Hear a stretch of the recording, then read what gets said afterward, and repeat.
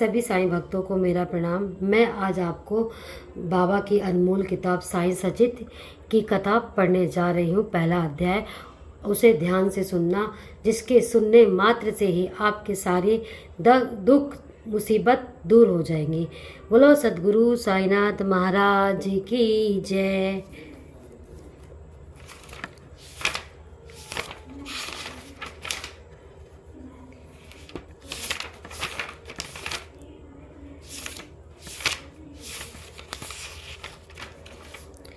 साईं सचित का पहला अध्याय, जिसमें बाबा वंदना करते गेहूं पीसने वाला एक अद्भुत संत गेहूं पीसने की कथा तथा उसका तात्पर्य है। इसमें आपको गेहूं पीसने की कथा और उसके गेहूं पीसने का कारण, उसका तात्पर्य ही समझाया जाएगा। पुरातन पद्धति के अनुसार श्री हेमंत पांचों श्री साईं सचित का आरंभ वंदना द्वारा करते हैं। किसके द्वारा करते हैं? साईं सचित की वंदना द्वारा करते हैं। प्रथम श्री गणेश को साष्टांग नमन करते हैं, जो कार्यों को निर्विघ्न समाप्त कर उसको यशस्वी बनाते हैं, और कहते हैं कि श्री साईं बाबा गणेश ही हैं। फिर भगवती सरस्वती को, जिन्होंने काव्य रचने की प्रेरणा दी, और कहते हैं कि साईं बाबा माँ सरस्वती के बिल्कुल समान हैं। फिर ब्रह्मा विष्णु महेश, जो कि क्रमशः उत्पत्ति स्थिति और संहार करता है, कहते हैं कि श्री साईं बाबा और वे अभिन्न हैं। ये स्वयं ही गुरु बनकर भवसागर को पार करा देते हैं, भवसागर से पार करा देते हैं। फिर वे अपने कुल के देवी देवताओं को प्रणाम करते हैं और वंदना करते हैं कि जो मैं अध्याय शुरू कर रहा हूँ उसको यशस्वी बनाए, और जो ये पाठ सुनेगा और पढ़ेगा उसकी सारी मनोकामनाएं पूर्ण होंगी, सारी बाधाएं समाप्त होंगी। फिर अपने पितामह सदाशिव, पिता रघुनाथ और माता को, जो उनके बचपन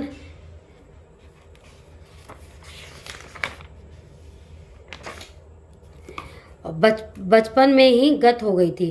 फिर अपनी चाची, जिन्होंने उनको भरण पोषण किया, और अपना प्रिय श्रेष्ठ भ्राता को नमन करते हैं, और उन गुरुओं को जिन्होंने उन्हें रास्ता दिखाया, उन सभी दिग्गजों को, संतों को प्रणाम करते हैं, और जिसे मुझे जन्म दिया, मैं अपने माता पिता को प्रणाम करती हूँ, जो ये साईं सचित का अध्याय आप सब लोगों को सुनाती हूँ। बोलो सद्गुरु साईनाथ महाराज की जय। गेहूं पीसने की कथा। सन 1910 में एक दिन प्रातःकाल श्री साईं बाबा दर्शनार्थ मस्जिद में गए। वहाँ वह विचित्र दृश्य देखा। हेमंत पाद अचानक ही वहाँ पर द्वारका माई गए और एक विचित्र सा सीन देखा कि आश्चर्य का ठिकाना ना रहा। साईं बाबा मुंह हाथ धोने के पश्चात चक्की पीसने की तैयारी करने लगे।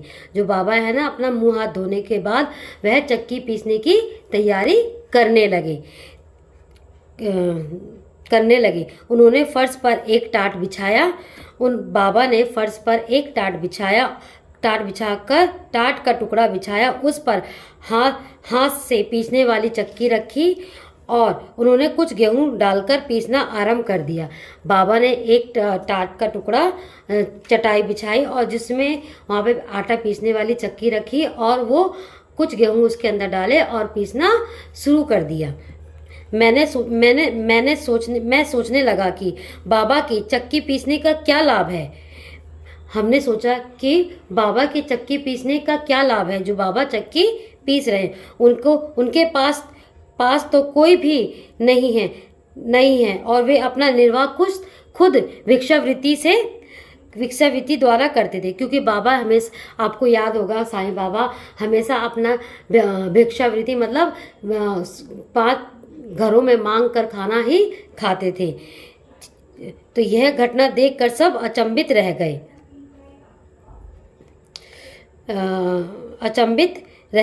वहां उपस्थित व्यक्तियों की भी ऐसी धारणा थी, परंतु पूछने का साहस किसी को नहीं था। बाबा के चक्की पीसने का समाचार शीघ्र ही सारे जगह फैल गया। सब लोगों के पूरे शिरडी में फैल गया कि बाबा चक्की पीस रहे हैं।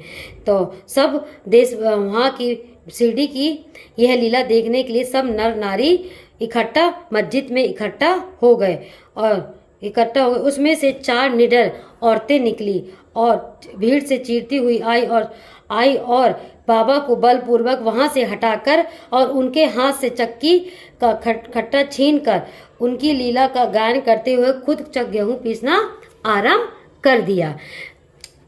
पहले तो बाबा क्रोधित हुए, परंतु फिर उनका भक्तिभाव देखकर वे शांत हो गए और मुस्कराने लगे।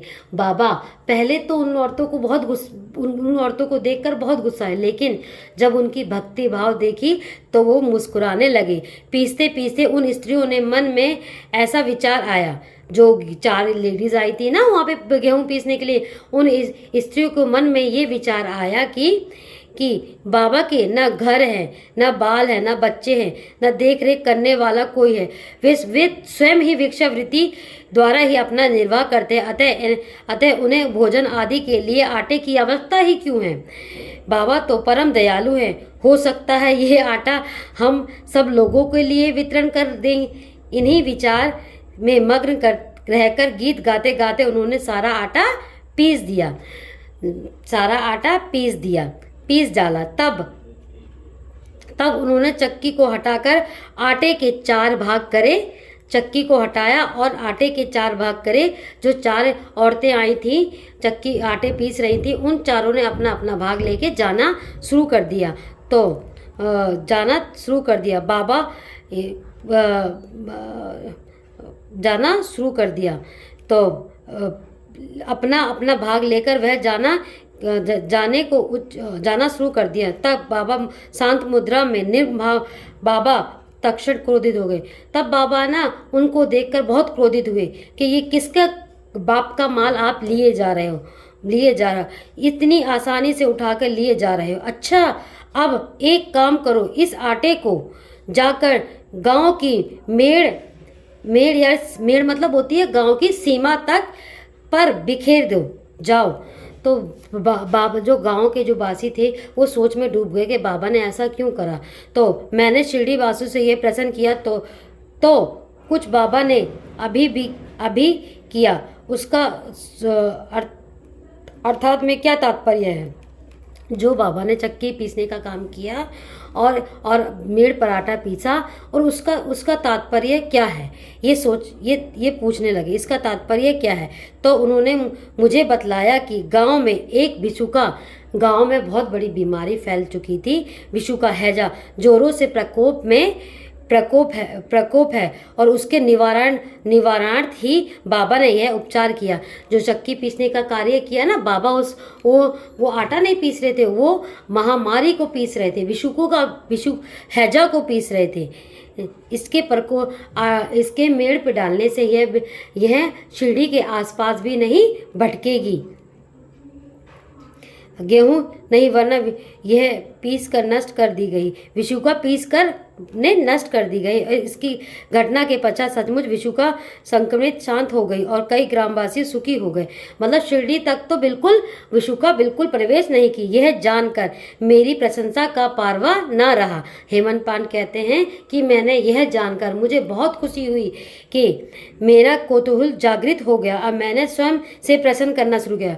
हेमंत पांड जिन्होंने ये कहानी लिखी है साईं सचित, यह जानकर साईं देखकर उनका मतलब स्वयं में एक प्रश्न करने को उठा कि यह विषु का हैजा रोग का भौतिक तथा पारस्परिक क्या संबंध है, इसका सूत्र कैसे ज्ञात होगा। घटना और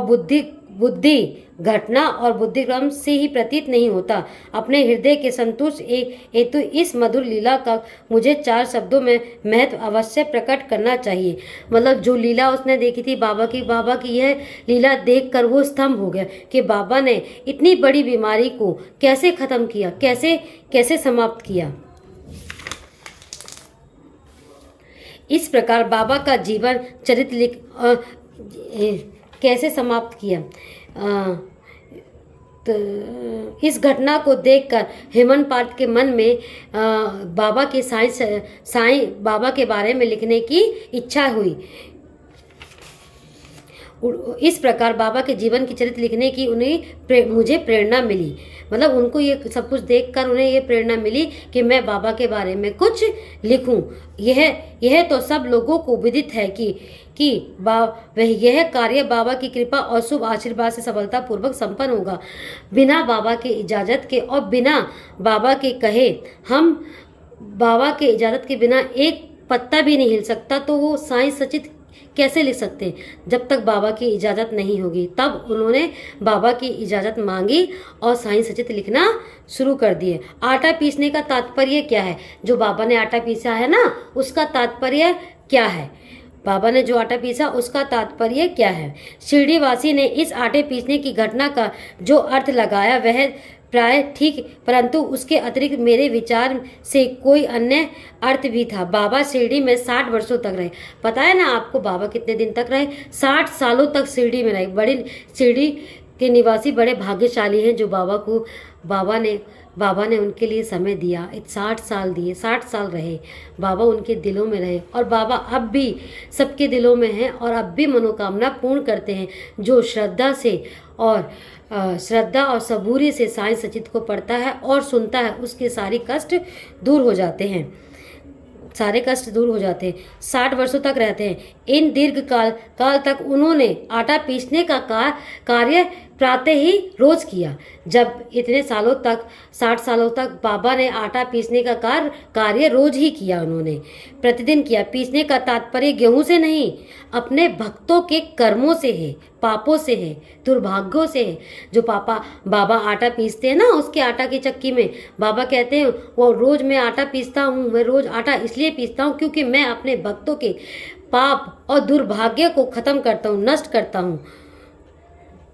मानसिक और शारीरिक तापों से दूर रखता हूँ। उनकी चक्की के 2 पार्ट होते हैं ना, ऊपर का पार्ट भक्ति है। जो हम ऊपर का पार्ट जो होता है चक्की का, वो भक्ति का है, और जो नीचे का पार्ट कर्म है। चक्की की मुठिया जिसे हम पकड़ कर पीसते हैं ना, वो ज्ञान है।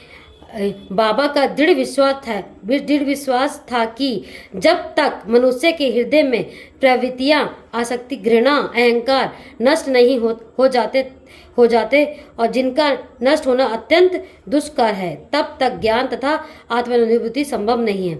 मतलब बाबा ये कहते हैं जब तक मनुष्य का अहंकार और क्या कहते हैं अहंकार, घृणा, अहंकार आदि चीजें नष्ट नहीं हो जाती, जब तक उन्हें आत्मज्ञान की अनुभूति संभव नहीं हो सकती।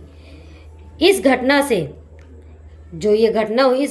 कबीरदास जी को भी इस तद्रूप घटना की स्मृति दिलाती है। कबीरदास भी एक स्त्री को अनाज पीसते देख अपने गुरु निपटन रंजन से कहने लगे कि मैं इसलिए रुद्र कर रहा हूँ कि इस प्रकार अनाज चक्की में पीसा जाता है, उसी प्रकार मैं भवसागर रूपी चक्की में पीसने जाने की यातना का अनुभव कर रहा हूँ।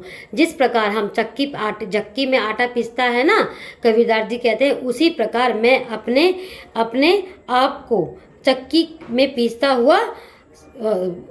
हुआ देख रहा हूँ और भवसागर से यातना का अनुभव कर रहा हूँ। उसी प्रकार मैं भी भवसागर रूपी चक्की में पीसते जाने की यातना से अनुभव कर रहा हूँ। और उनके गुरु के उत्तर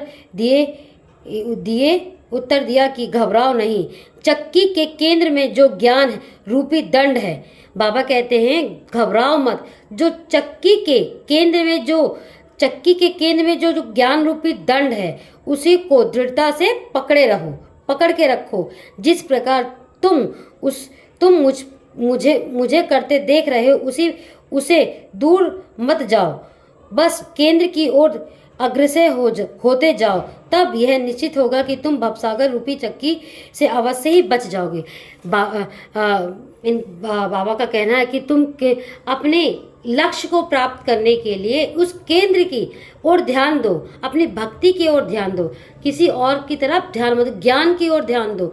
अच्छे जो गुण हैं उसको आप अपने ऊपर ग्रहण करो, जिससे कि आप अपने भवसागर से पार हो जाओगे। भवसागर मतलब अपनी जितनी मुसीबतें हैं, कठिनाइयां हैं, उससे आप पार कर लोगे और बाबा की कृपा से सारी इच्छाएं पूर्ण होगी। बोलो सदगुरु साईनाथ महाराज की जय। यह पाठ करने से आपकी सारी इच्छाएं पूर्ण होती है और सुनने मात्र से ही आपके सारे संकट, हर मनोकामना पूर्ण होगी। बोलो सदगुरु साईनाथ महाराज की जय।